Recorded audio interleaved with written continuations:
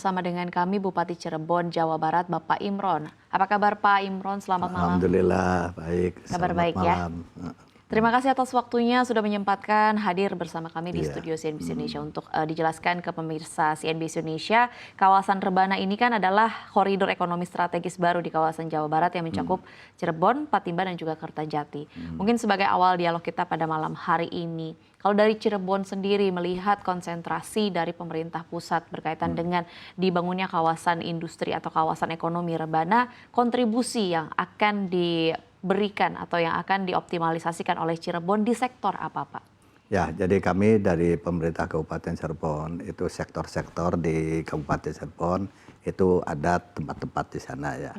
Kalau untuk industri di Cirebon Timur, maka kami dengan adanya kebijakan dari Pak Gubernur ini, kami dari Cirebon sudah menerimanya dan manfaatnya. Gitu. Sekarang kami di Cirebon untuk investasi tahun 2025 itu 4,1 T-an itu di Kabupaten Cirebon, dan banyak kami untuk Cirebon Timur itu untuk industri ya. Terus kalau Cirebon Barat agak utara itu sawah kami. Jadi karena kalau di Cirebon itu ada sawah padi, ada juga jagung, ada juga bawang, ada juga tebu, karena di sana ada dua pabrik gula.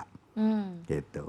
Oke, itu di sektor pangan berarti ya Pak, yang memang sudah berjalan berarti. Ya, udah kalau di jalan. sektor lain, misalnya kalau kita bicara berkaitan dengan yang ketersediaan lapangan kerja paling banyak adalah di sektor manufaktur misalnya. Kalau dari Cirebon sendiri, bagaimana kondisi investasi di sektor manufaktur? Ya, jadi kami di Kabupaten Cirebon itu banyak ya investasi di manufaktur ini sudah mulai banyak. Bahkan kami dari pemerintah daerah membuat tim percepat investasi. Kami dengan Forkopimda, dengan DPR, dengan pemerintah daerah menyambut baik investor-investor yang datang di Kabupaten Cirebon. Kami akan membantu dan memudahkan pengurusan-pengurusan untuk investasi itu.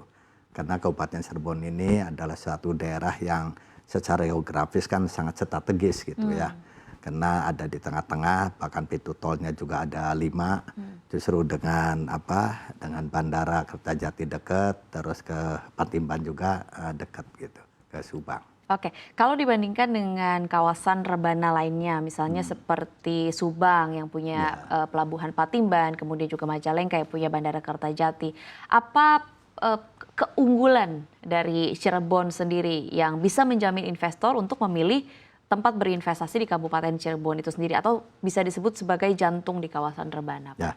Ya, memang kalau di tempat kayak Subang itu di dekat dengan pelabuhannya. Tapi kalau Cirebon itu tidak jauh-jauh banget gitu. Bahkan tempat untuk ini karena jalan tol juga dekat gitu ya ke Subang.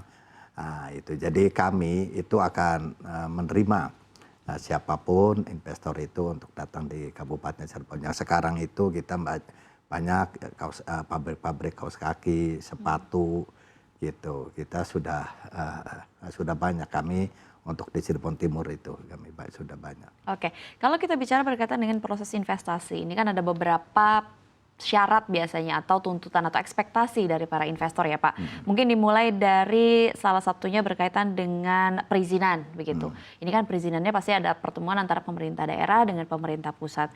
Kalau dari Cirebon sendiri kira-kira bagaimana atau secara teknis apa yang bisa ditawarkan jaminan regulasi supaya investor bisa mudah masuk ke daerah Cirebon? Program apa yang ditawarkan dari pemerintah Cirebon? Jadi kami akan membantu investor yang datang di Kabupaten Cirebon, dan kami tidak banyak tuntutan.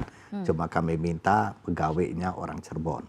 Yang levelnya level menengah bawahnya, kalau memang perlu yang sifatnya keilmuan yang tinggi itu kalau nggak ada Cirebon monggo.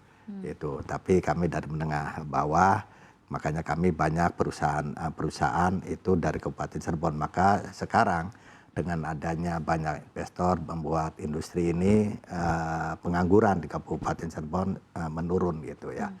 Jadi kami akan membantu para investor, dan izin akan dipermudah oleh kami.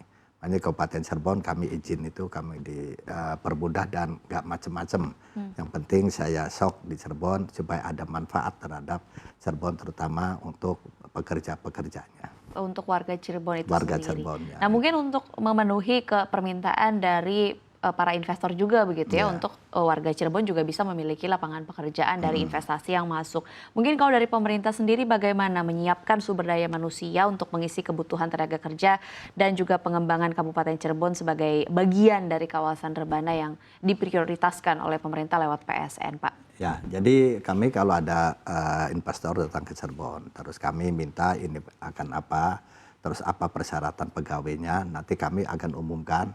Dan setelah itu kalau perlu adanya keahlian khusus, itu apa masyarakat, itu kami akan ada pelatihan-pelatihan ke Dinas Tenaga Kerja. Jadi kami di Dinas Tenaga Kerja itu ada pelatihan-pelatihan, bahkan kami sudah beberapa kali ngirimkan tenaga kerja yang ke luar negeri karena sudah ada perjanjian, bahkan dibiayai oleh untuk paspor untuk kapalnya oleh pemerintah gitu. Oke, itu untuk meningkatkan kompetensi sumber daya manusia di Kabupaten Cirebon itu sendiri supaya bisa bekerja di area-area yang sudah diisi oleh para investor begitu ya. Oke, pertanyaan saya selanjutnya mungkin untuk Pak Imron, kalau ketersediaan dan juga kesiapan infrastruktur di wilayah Kabupaten Cirebon untuk mendukung dan juga menyambut kehadiran para investor di Kabupaten Cirebon, seperti apa kesiapannya atau mungkin bagaimana tuntutannya dari investor, apakah bisa dipenuhi oleh atau bisa dibantu dioptimalisasikan oleh pemerintah Cirebon? Ya. Nah itu makanya kami supaya investor itu di sana datang di Kabupaten Cirebon kenyamanan, maka kami banyak program itu diutamakan untuk infrastruktur itu. Jadi infrastruktur kami program-program di dinas ini banyak yang untuk infrastruktur. Jadi bahkan nanti kalau ada investor juga datang, dia tempatnya di mana, di kecamatan mana, itu mangga nanti kami akan difasilitasi untuk infrastruktur, karena infrastruktur ini satu-satunya alat untuk infrastruktur untuk jalannya ekonomi baik untuk rakyatnya ataupun untuk dari para pengusahanya. Karena di kami ini ada 40 kecamatan, Bu. Ada 40 kecamatan, ada 412 desa, 12 kelurahan. Dan penduduknya ini 2,4 jutaan. Gitu 2,4 jutaan, maka kami mendukung dari di antara untuk investasi itu infrastruktur kami itu. Makanya sekarang lagi dibuat, bahkan untuk anggaran tahun 2026 pun kami paling besar untuk infrastruktur itu. Oh.